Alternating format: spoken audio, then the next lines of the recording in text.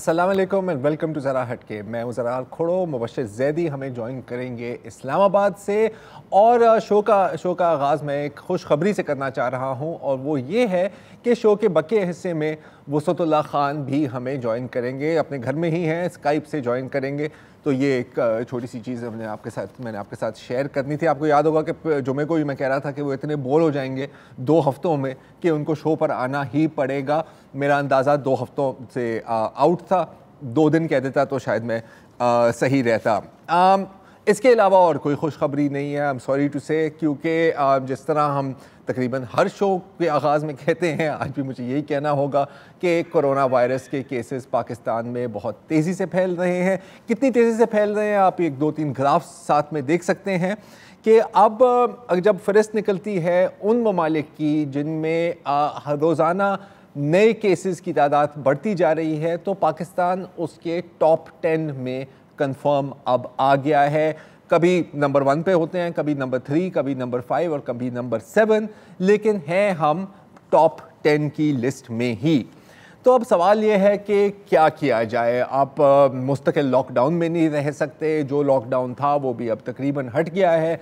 हमेशा SOPs की ही बात हो रही होती है, लेकिन कितना हम उन SOPs पर अमल कर रहे हैं मेरा ख्याल है कि आपको बताने की ज़रूरत नहीं है। यकीनन के सिर्फ हम मेरे ख्याल कोई 5 से 6% अमल कर रहे हैं, लेकिन फिर भी मामले को संभालने की कोशिश तो जारी है। और आज NCOC की भी एक इजलास हुआ था, वहाँ से नए SOPs की भी बात हुई है और वज़ीर आज़म इमरान खान साहब ने भी कौम से ख़िताब किया था और डॉक्टर्स और नर्सेज को भी एतमाद देने की, हौसला देने की कोशिश की थी और आवाम से भी एक बार फिर गुजारिश की थी कि जी प्लीज़ आप SOPs पर अमल करें, क्योंकि जहाँ तक हुकूमत का सवाल है तो लॉकडाउन नरम ही किया जाएगा। वैसे भी ये अशराफिया की वजह से लगा था, सुना है मैंने। और जो बाकी बिजनेसेस हैं जैसे कि मैरिज हॉल्स का आपने सुना होगा, उनको भी अब अगेन SOPs के तहत ओपन किया जा रहा है। मुबश्शिर ज़रा और बताएं कि क्या क्या फैसले आज लिए गए थे। जी ज़रा, जो कौमी राब्ता कमेटी का इजलास हुआ है उसमें उसके बाद इमरान खान ने जो कहा है, उन्होंने कहा है कि कुछ शोबों के अलावा तमाम जो बिजनेसेस हैं वो खोल दिए जाएंगे, जिसका ऐलान शायद कल होगा और नेगेटिव लिस्ट भी बताई जाएगी। मगर साथ ही साथ सिंध ने अभी से एक इशू कर दिया है अपना SOP 30 जून तक के लिए, जिसमें उन्होंने कहा है कि ब्यूटी सैलून्स बंद रहेंगे, सिनेमास थिएटर्स बंद रहेंगे और बाकी रेस्टोरेंट्स भी बंद रहेंगे और जो इज्तिमात पर भी पाबंदी होगी। पब्लिक ट्रांसपोर्ट है जिसके बारे में कल फैसला होगा, वो भी खोली जाएगी बतदरीज SOPs के साथ। उसके अलावा जो नेशनल कोऑर्डिनेशन कमेटी के इजलास में फैसला हुआ है कि हफ्ता और इतवार के दिन मुकम्मल मुल्क में लॉकडाउन होगा, जबकि बाकी 5 दिन कारोबार होगा, जिसमें सुबह 6 बजे से शाम 7 बजे तक कारोबार किया जा सकेगा। इमरान खान ने आज जो एड्रेस किया है उसमें कमोबेश वही बातें की हैं जो वो करते रहे हैं कि लॉकडाउन का हमें कोई फ़ायदा नहीं हुआ, पाकिस्तान की मईशत वैसे ही गिर रही है और हमें 30% टैक्स में कमी है, टैक्स रेवेन्यूज़ में कमी है, हमें रेमिटेंसेस में कमी हो रही है, हमारी बरामदात और दरामदात में भी फ़र्क पड़ा है। तो उन्होंने कमोबेश वही किया, मगर उन्होंने कहा कि लोगों पर जिम्मेदारी है कि वो अब खुद जो है महफूज रहने के लिए SOPs पर अमल दरामद करें। मेरे ख्याल में जो लॉकडाउन हुए जिसके बारे में आपने भी पहले कहा, हमने जो हशर देखा और खसूसन ईद के दिनों में, तो मेरे ख्याल में तो हुकूमत ने सही कहा कि आप खुद ही भाई कर लें। फिर अगर आप ना हमारे किसी SOP को मानेंगे, आपने शॉपिंग के लिए भी जाना है और आपने सोशल डिस्टेंसिंग भी नहीं करनी है, तो यहाँ पर खासी तनकीद हो रही है वजीर आजम के ऊपर और जाहिर है हम लोग भी अक्सर तनकीद करते रहते हैं। मगर सवाल वही है कि बाकी ममालिक में भी ये बहस चल रही है कि लॉकडाउन खोलना चाहिए और बड़ी ताकतवर आवाज़ें उठ रही हैं और खोला भी जा रहा है।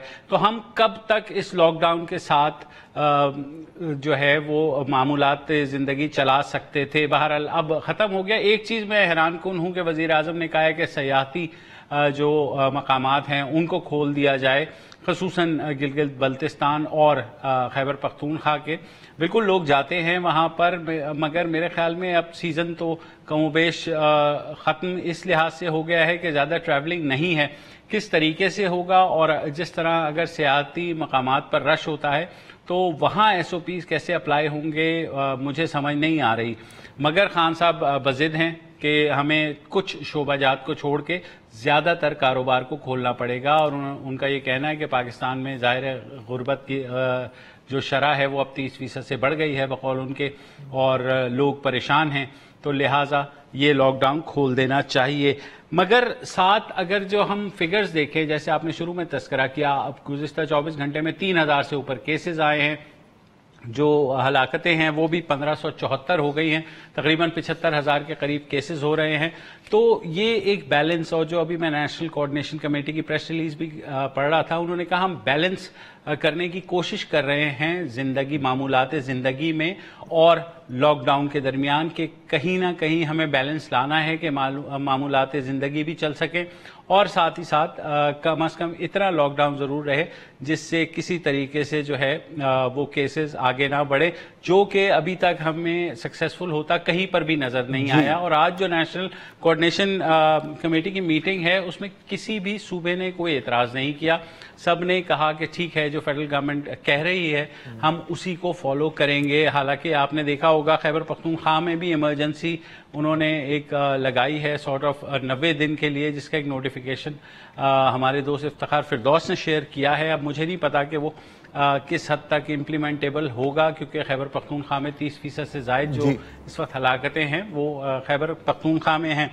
और बाकी पंजाब के बारे में भी कुछ खबरें आ रही हैं जरा के बारे में। जी अच्छा, एक तो देखिए मैं वाज़ेह करना चाह रहा हूँ कि जो लॉकडाउन हुआ था इब्तिदा में, ठीक है, मैं अभी तक मेरा ये ख्याल है कि अगर हमने वो नहीं होता तो अभी सिचुएशन और बुरी होती। लेकिन इसके साथ साथ मैं ये भी रियलाइज़ करता हूँ कि आप हमेशा के लिए लॉकडाउन में नहीं रह सकते। अगर मैं गवर्नमेंट की पॉलिसी को एक दो जुमलों में सम अप करने की कोशिश करूँ तो मेरा ख्याल है वो ये है कि अल्लाह कोई मौजज़ा हो जाए और ये वबा दुनिया से हट जाए, अदरवाइज़ हमने इसके साथ ही चलना है। और इसमें ज़ाहिर है कि अब अवाम की जो अगर मैं बात करूं तो ये अपनी मदद आपकी फ़िलॉसफी पर भी हमें चलना होगा। ये भी नामुमकिन नहीं है, इस पर भी बात करते हैं। लेकिन क्योंकि आपने पंजाब का जिक्र किया तो बिल्कुल आज एक बहुत एक इंटरेस्टिंग रिपोर्ट मंजर आम पर आई है। अच्छा, ये 15 मई को सबमिट की गई थी पंजाब चीफ मिनिस्टर उस्मान बुज़दार साहब को, और ये बनाई गई है Punjab health care department, Punjab health care department ने बनाई है। अच्छा, पहले ये क्यों बनाई गई है? क्योंकि उस वक्त ये एक सोच थी पंजाब हुकूमत में, एक मुशावरत चल रही थी कि जी हमें लॉकडाउन को ईज़ करना है और हमें बिजनेसेस को ओपन करना है। तो उससे पहले जो कोरोना वायरस वर्किंग ग्रुप है पंजाब हुकूमत का, जिसमें पब्लिक हेल्थ स्पेशलिस्ट भी हैं, एपिडेमियोलॉजिस्ट भी हैं, इकोनॉमिस्ट भी हैं और पब्लिक पॉलिसी वाले हैं, मतलब एक बहुत ब्रॉड बेस्ड किस्म का ग्रुप है। उनके साथ, उनकी मशावरत के साथ पंजाब हेल्थ केयर डिपार्टमेंट ने कुछ रैंडम सैम्पलिंग की और कुछ स्मार्ट सैम्पलिंग की। लाहौर की मैं बात कर रहा हूँ यहाँ पर। बिल्कुल। वहाँ से जो रिजल्ट्स आए हैं वो काफ़ी खौफनाक आए हैं। और मैं उनको ज़रा वाज़ेह करने की कि ये जो मैं फिगर बताऊँगा ये उनका एक अंदाज़ा है, स्टेटिस्टिकल गेस है, ये एजुकेटेड स्टेटिस्टिकल गेस है। इसका ये मतलब नहीं है कि ये फिगर्स 100% सही हैं, ये एक अंदाज़ा है। किया उन्होंने क्या कि लाहौर में, जैसे मैंने कहा, रैंडम सैम्पलिंग भी की और स्मार्ट सैम्पलिंग भी की, ठीक है, मतलब जिनके कॉन्टैक्ट्स थे। बिल्कुल। और ये पता गया, और ये मैं लाहौर के हर टाउन की बात कर रहा हूँ, कि कम से कम 6% लोग जिनकी टेस्टिंग हुई है वो कोरोना वायरस पॉजिटिव थे। अच्छा, कुछ टाउन्स में ये शरह 14% तक भी पहुँच गई, 14.5 तक भी पहुँच गई थी। तो चले हम लगाते हैं लोअर एस्टिमेट। अब अगर आप अंदाज़ा लगाएं, क्योंकि जाहिर है कि आप पूरे लाहौर शहर 1 करोड़ 10 लाख लोगों की आबादी, आप पूरे शहर की टेस्टिंग नहीं कर सकते। अगर ये मॉडल आप अप्लाई करें पूरे मुल्क, पूरे शहर पर, तो आपको पता लगता है कि उन 1 करोड़ 10 लाख में से तकरीबन 6,70,000 लोग इस वक्त कोरोना पॉजिटिव हैं। एक और मज़ेदार की बात मैं आपको बताऊं कि जिन लोगों की टेस्टिंग हुई है, ज़्यादातर उनमें कोई अलामात ज़ाहिर नहीं थे और वो मज़ीद स्प्रेड कर रहे थे। पेपर में जो सिफारिशात भी दी गई हैं, लेकिन एक बहुत अहम बात की गई है कि उन्होंने कहा है कि लाहौर के किसी भी रिहायशी इलाके में या किसी भी कमर्शियल एरिया में या बाज़ार में या मार्केट प्लेस ऐसा नहीं है पूरे लाहौर शहर में जहां पर कोरोना वायरस ना हो। अब इसका मतलब क्या है? इसका मतलब है कि ये जो आप स्मार्ट लॉकडाउन की बात करते हैं या आप कोरोना वायरस जोनिंग की बात करते हैं कि जी इस इलाके में आप कहें कि चलो शादबाग में कोरोना वायरस बहुत ज़्यादा है, गुलबर्ग में कम है, ऐसी कोई बात नहीं है। हर जगह फैला हुआ है, कहीं कम कहीं ज़्यादा, लेकिन मौजूद हर जगह है। अच्छा, अब ये एक इंटरेस्टिंग बात है कि जब उन्होंने सिफारिशात अपनी पेश की हेल्थ डिपार्टमेंट में, और ज़ाहिर है हेल्थ डिपार्टमेंट हेल्थ के पर्सपेक्टिव से ही सोचेगी, उन्होंने कहा कि कम से कम 4 हफ्तों के लिए एक कंप्लीट लॉकडाउन होना चाहिए basin on the figures that they have come up with. और अगर इसको हल्का करने का या हटाने का फैसला किया गया है तो उससे पहले आपको मज़ीद स्मार्ट सैम्पलिंग करने की ज़रूरत है। मतलब कि ये जो एक्सरसाइज इन लोगों ने की है इसको हर हफ्ते 2 हफ्ते आपको रिवाइज करना है। इन्होंने कहा है कि ज़्यादातर जो कोरोना वायरस मिला है वो 50 साल की उम्र से ज़्यादा के जो लोग हैं उनमें मिला, और ये बहुत ख़तरनाक बात है क्योंकि सबसे वल्नरेबल तबका जो है आपका ये वो ही है। चुनाचे उन्होंने ये भी कहा है कि जो बुज़ुर्ग लोग हैं जिनकी उम्र ज़्यादा है उनको तो स्ट्रिक्ट क्वारंटीन में रहना चाहिए, स्टे एट होम पॉलिसी पर अमल करना चाहिए, और इनफैक्ट उनको अपने घर वालों से भी थोड़ा सा दूर रहना चाहिए। उसके साथ ये भी कहा कि अगर ये फिगर्स इनकी दुरुस्त हैं तो इसका मतलब है कि इमरजेंसी बेसिस पर आपको अपनी हेल्थ केयर फैसिलिटीज़ को बढ़ाना है। मतलब कि आपने आइसोलेशन सेंटर्स, क्वारंटीन सेंटर्स और इमरजेंसी ट्रीटमेंट सेंटर्स को बढ़ाना है, नहीं तो एक बहुत बड़ा मसला बन जाएगा। और उसके साथ साथ एक पब्लिक अवेयरनेस कैंपेन भी करनी है कि जी आपने SOPs पर कैसे अमल दरामद करनी है। अच्छा, अब बार बार इसमें यह भी लिखा गया है और ये इस पे बात करना ज़रूरी है कि उनको इस बात का एहसास है कि जो भी फैसले हुकूमत लेगी वो सिर्फ एक फैक्टर को देखकर नहीं लेगी, मतलब कि मईशत को भी देखना है, लोगों की रोज़गार को भी देखना है, लेकिन जो भी फैसला लिया जाए वो सबकी मशावरत के साथ लिया जाए। जो मेरी नज़र में हेल्थ डिपार्टमेंट, क्योंकि वो खुलेआम ये बात तो नहीं कह सकते, वो ये कहना चाह रहे हैं कि सर जो भी आपने फैसला लेना है तो प्लीज़ हमारे से एक दफ़ा पूछ लें कि ये अच्छी बात है या नहीं है। अच्छा, उसकी वजह ज़रा ये भी है कि आपने देखा होगा गुज़िस्ता 3-4 दिनों में खासी अमवात हुई हैं हेल्थ वर्कर्स की, ख़ुसूसन डॉक्टर्स की, पैरामेडिक्स की, और पंजाब उनमें सरे फहरिस्त है। तो जाहिर है आज वज़ीर आज़म ने भी अपने खिताब में इसका जिक्र किया कि उन्हें फ्रंट लाइन सोल्जर्स की फ़िक्र है जो कोरोना से लड़ रहे हैं, मगर बियॉन्ड दैट हमें कम से कम इंश्योर करना जो है इसको दोबारा से स्ट्रिक्टली इंश्योर करना पड़ेगा कि जितने डॉक्टर्स हैं और पैरामेडिक्स हैं उनको PPE किट्स और बाकी जो साजो सामान है वो वाफिर मकदार में फराहम होता रहे, क्योंकि पहले जो एक स्ट्रैटेजी थी कि सिर्फ कोरोना वार्ड्स के लिए दिए जाएंगे, बाद में दूसरी जगह भी दिए गए, तो हमने देखा कि कोरोना वार्ड्स में तो शायद नहीं, मगर जो दूसरे जिसमें मैटरनिटी वार्ड आ जाता है, दूसरे वार्ड्स आ जाते हैं, वहां पर इन्फेक्शंस बहुत ज्यादा बढ़ गई। बिल्कुल, और इसकी वजह यही है ना कि अलामात अक्सर जाहिर नहीं होते। बिल्कुल। अच्छा, अब अगेन अगर आप देखें, और आपने भी ये फुटेज देखी होगी, और अब तो तकरीबन हर दूसरे दिन इस तरह की खबरें आती हैं कि लोग उनके घर में कोई बुजुर्ग है या कोई बीमार है, वो उसको अस्पताल ले जाते हैं, वहाँ पर उनकी फौतगी हो जाती है और डॉक्टर कहते हैं कि जी ये कोरोना वायरस पॉजिटिव थे, इनके कोरोना वायरस से ही बने, और वहाँ पर एक लड़ाई शुरू हो जाती है। अच्छा, क्यों? और लोग कहते हैं कि जी इनको तो गुर्दे का मसला सालों से था, अब आप इनको कह रहे हैं कि इनको कोरोना वायरस है। तो ये एक बेसिक गलतफहमी है, और क्योंकि पब्लिक अवेयरनेस की बात की जा रही है तो मैंने कहा कि इसको मैं थोड़ा सा क्लियर कर दूं कि ये अक्सर कहा जाता है कि जी ये बिल्कुल ज़ुकाम की तरह है। बिल्कुल, ज़्यादातर लोगों के लिए ये एक ज़ुकाम की तरह होगा शायद, लेकिन इसका ये मतलब नहीं है कि सबके लिए यही है, ऐसा ही होगा। क्योंकि अगर आप देखें तो सिर्फ नमोनिया के सिम्टम्स नहीं है, ये आपके टिश्यूज़ को भी अटैक करता है, आपके गुर्दों को भी अटैक करता है, बल्कि आपके दिल और दिमाग को भी अटैक करता है। तो ख़ास तौर पर अगर किसी को फ़र्ज़ करें डायबिटीज़ है, शुगर है, तो इस तरह की बीमारी उन बीमारियों को मजीद बढ़ा देगा। तो हो सकता है कि cause of death kidney failure हो और आपको पहले से भी किडनी का मसला हो, लेकिन आप इसलिए आपकी सिचुएशन ख़राब इसलिए हुई है क्योंकि उसके ऊपर आपको कोरोना वायरस हो गया है। तो बड़ी खतरनाक बीमारी है। और हेल्थ ऑफिशियल्स बार बार ये बात कह रहे हैं कि खुदा के लिए बिल्कुल जब आप मरीज को लेके आते हैं तो बिल्कुल आखिरी स्टेज पे होता है और वो सरवाइव नहीं कर पाता। तो प्लीज इसको देखें जी। अच्छा, एनीवे, क्योंकि अब हमने इस वायरस के साथ ही रहना है तो एक इतनी भी टेंशन की बात नहीं है। मैं आपको चाहूँगा कि आप टेंशन ना लें। मैं आपको एक सिंपल तरीका बताता हूँ जिससे कुछ हद तक आप अपने आप को महफूज कर सकते हैं इस ब्रेक के बाद।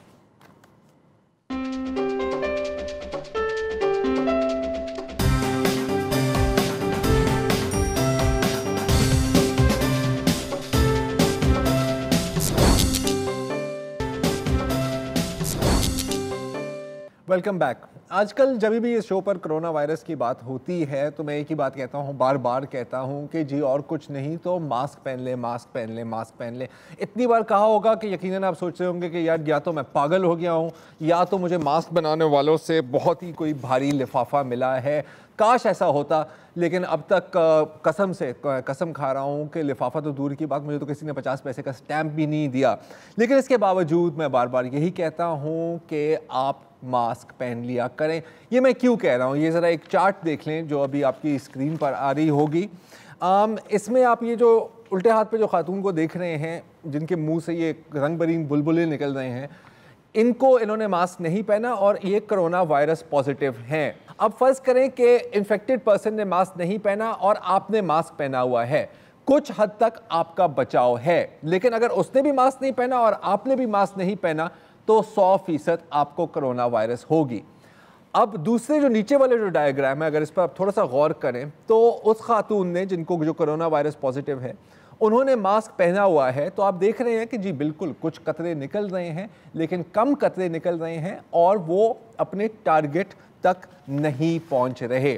तो ये है मास्क पहनने का फ़ायदा। मैं हरगिज़ ये नहीं कह रहा कि अगर आप मास्क पहनेंगे तो आपको कोई चांस ही नहीं है कि आपको कोरोना वायरस लगेगा। तो आप कल अगर ऐसा कुछ खुदा ना खास्ता आपके साथ हुआ तो आप मुझे ना कहना कि आपने तो कहा था कि मास्क पहने। आप मेरी बात बेशक ना माने, आप चीन की बात मान लें, आप कोरिया की बात मान लें, आप वियतनाम की बात मान लें, आप थाईलैंड की बात मान लें, क्योंकि जो मशरकी ममालिक हैं, जो फार ईस्टर्न कंट्रीज़ हैं, वहाँ पर कल्चरली अब मास्क पहना जाता है। वजह इसकी ये है क्योंकि वहाँ पे सार्स भी आया है, वहाँ पे मर्स भी आया है, तो लोग आदी हो गए हैं। अब जाहिर है कि सिर्फ इस वजह से उन्होंने कंट्रोल नहीं किया, और भी बहुत वजूहात हैं, लेकिन बाकी काम जो उन्होंने किए हैं वो हमारे से नहीं होंगे। हम चाइना वाला लॉकडाउन नहीं कर सकते और हम कोरिया वाली टेस्टिंग नहीं कर सकते, ये हमारी औकात नहीं है, लेकिन हम मास्क पहन सकते हैं। अब जो मेन सवाल है कि क्यों पहनना है और कहाँ पहनना है, कैसे पहनना है, तो मैं आपको ये नहीं बताऊंगा कि इसका सही तरीका क्या है, मैं आपको बताऊंगा कि मास्क पहनने के गलत तरीके क्या हैं। और इसमें मेरी मदद करेंगे कुछ हमारे ताजिर भाई और कुछ हमारे मुल्क के बड़े बड़े पॉलिटिशियंस। अब आप ये देख रहे हैं, कुछ हफ्ते पहले हमारे ताजिर भाइयों ने एक प्रेस कॉन्फ्रेंस की थी कि यार ये लॉकडाउन हम मर गए हैं वगैरह वगैरह। हर एक बंदे के पास मास्क है, पहना किसी ने नहीं हुआ। अब देखें, जो हमारे जो भाई हैं जो तकरीर कर रहे हैं, सही है, मुझे समझ आती है, आपका ख्याल है कि शायद आपकी आवाज़ आगे लोगों तक नहीं पहुँचेगी। ऐसा भी नहीं है। आप देख रहे हैं कि मैंने मास्क पहना हुआ है, मेरी आवाज़ आप तक पहुंच रही है ना। ज़्यादा से ज़्यादा क्या हो रहा है कि मेरे जो ग्लासेस हैं वो थोड़े से फॉग अप हो रहे हैं। इसका भी मैं आपको एक टोटका बता सकता हूँ मरहूम ज़ुबैदा आपा की तरह, कि अगर आप पानी और साबुन के साथ एक दफ़ा इनको धो लें तो इनकी फॉगिंग भी थोड़ी कम हो जाती है। अच्छा, अब अगर आप वापस आएँ अपने ताजिर भाइयों की तरफ, तो आप देख रहे हैं कि एक साहब ने अपने चिन के ऊपर पहना हुआ है। Punjab health minister doctor Rashid साहिबा की प्रेस कॉन्फ्रेंस में, अगर ज़रा प्रेस कॉन्फ्रेंस स्क्रीन पर चलाएं तो आप देख रहे हैं कि जो पहले रो में बैठे हुए हैं, और डॉक्टर साहिबा, I have to give credit, always सही मास्क पहनती हैं। जो उनके तकरीबन 3 फुट पीछे बैठे हुए हैं भाई, और ये सब हर एक भाई की बात कर रहा हूँ, उन्होंने ये एक नया फैशन बनाया हुआ है मास्क को चिन स्ट्रैप बना के पहनने का। तो मेरे भाई, कोरोना वायरस वो स्कूल की वो टीचर नहीं है जो सिर्फ फ्रंट रो वाले बच्चों से सवाल पूछेगी, आपको भी पीछे लग सकती है। अच्छा, फिर हम आते हैं और lux style award mask wearing का जाता है किसको? जी हाँ, फैसल वाउडा साहब को। फैसल वाउडा साहब का ज़रा स्टाइल चेक करें, ये मास्क है बॉस, झुमका नहीं है यार। तो आई मीन लेकिन देन अगेन फैसल वाउडा साहब वो भी हैं जो आपको याद होगा चाइनीज़ कॉन्सुलेट पर जब हमला हुआ था तो होल्स्टर की जगह वो बंदूक को अपने बेल्ट के अंदर डाल रहे थे। तो अगर मास्क को इस तरह पहन लिया तो इसमें भी क्या हर्ज है। अब थोड़ी सीरियसली अगर बात बंदा करे तो ये जो पब्लिक मैसेजिंग होती है, जो दिखता है वो बिकता है। जब आपके टॉप सियासतदान, और अभी मैं देख रहा था सदर आरिफ अलवी के एक मुलाकात में ख्याल है कि तैमूर झगड़ा साहब के साथ, वहाँ पर भी किसी ने मास्क नहीं पहना हुआ। Governor Imran Ismail corona virus positive होने से पहले मुझे याद है कि उनकी एक फ़ोटो ऑप चल रही थी पाकिस्तान कराची के बिजनेस लीडर्स के साथ, अल्हम्दुलिल्लाह एक बंदे ने भी वहाँ पर मास्क नहीं पहना हुआ था। तो कम से कम अगर हुकूमत कह रही है कि सर आप SOPs के मुताबिक चलें, तो जब वो ऑन स्क्रीन आते हैं तो उनको भी अपने ही SOPs पर चलना चाहिए और उन SOPs में मास्क पहनना शामिल है। पहनना है तो सिर्फ मुंह पर नहीं पहनना, अपने नाक पर भी पहनना है, क्योंकि ये वायरस नाक से भी आएगा, मुंह से भी आएगा। एंड फाइनली यार, इसको मर्दानगी का मसला आप प्लीज़ ना बना लें। अगर आपने मास्क पहना है इसका ये मतलब नहीं है कि आप डर गए हैं। आखिरकार क्या कहा जाता है, कोरोना से डरना नहीं है, लड़ना है। एक ब्रेक ले लें।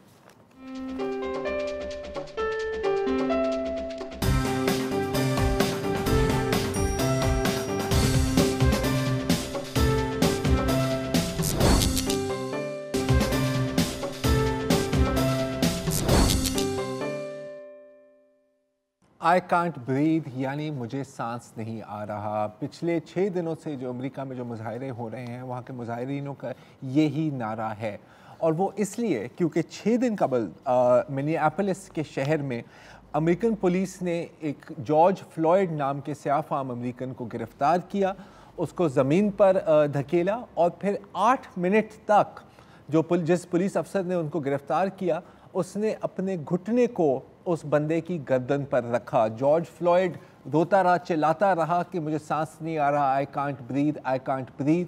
लेकिन पूरे 8 मिनट तक उसकी गर्दन पर इस पुलिस अफसर ने अपना घुटना रखा। बाकी जो पुलिस अफसरान थे उन्होंने उसको रोकने की कोई कोशिश नहीं की, और जो लोग जो ये वीडियो बना रहे थे और जो बाकी लोग वहाँ पर थे, उन्होंने जब उनको रोकने की कोशिश की तो उनको भी डराया और धमकाया गया। ये पहली बार नहीं है कि ऐसा कोई वाक़या पेश आया है अमेरिका में, ना ही पहली बार ये नारा बुलंद हुआ है। 2014 में तकरीबन कमोपेश यही चीज़ हुई थी एरिक गार्नर के साथ, जो एक रोड के साइड पर खुले सिगरेट बेच रहा था रोजी रोटी कमाने के लिए। वहाँ पर पुलिस आई, उससे पूछा कि तुम्हारे पास परमिट कहाँ है, तो उसने कहा कि मेरे पास नहीं है।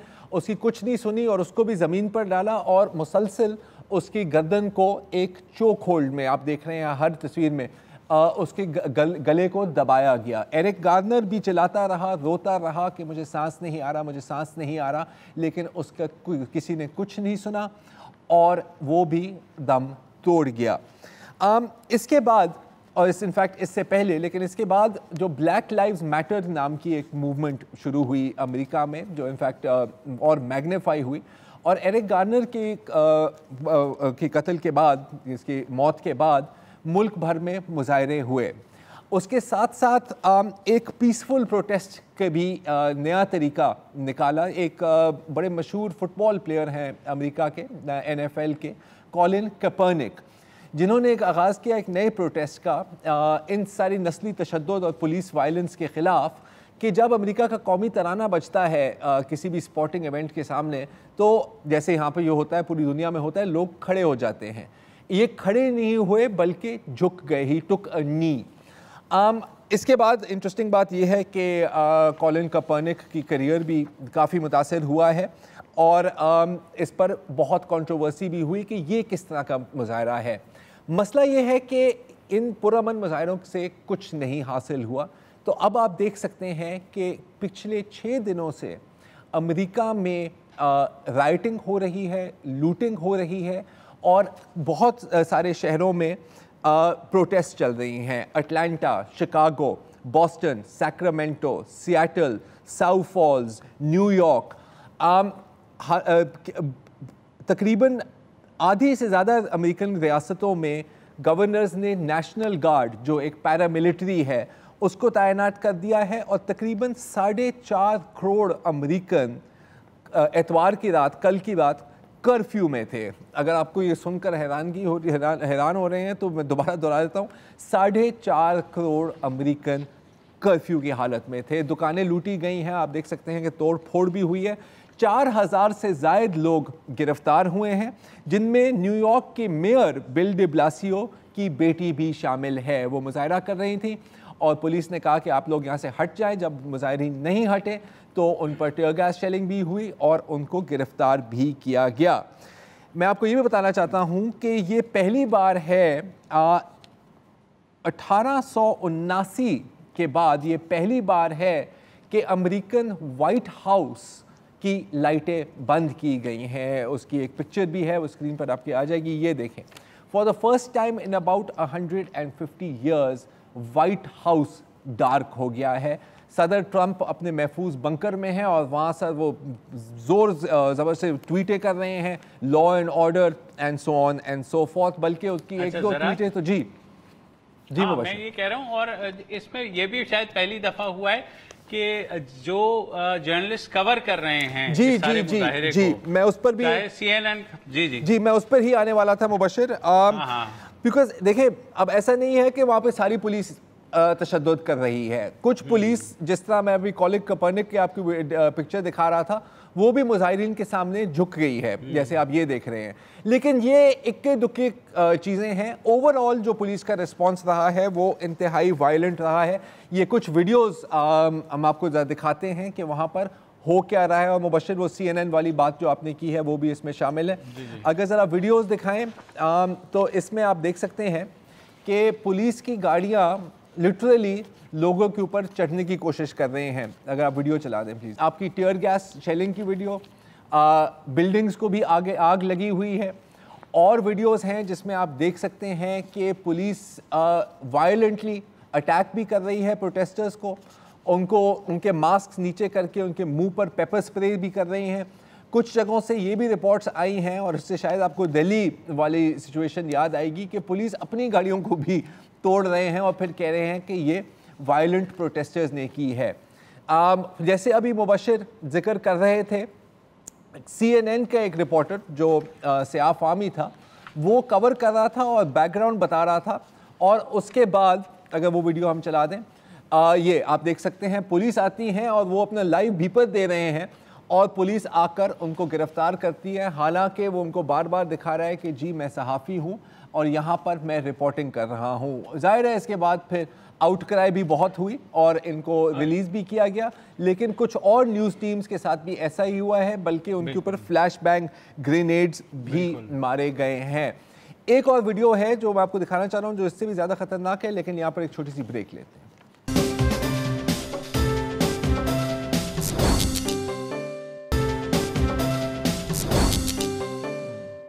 वेलकम बैक जी। जो कुछ अभी अमेरिका में हो रहा है, बुनियादी तौर पर ये नस्ल परस्ती का मसला है, और ख़ास तौर पर सफ़ेद फार्म नस्ल परस्ती का मसला, जिसको हम वाइट पावर भी कहते हैं।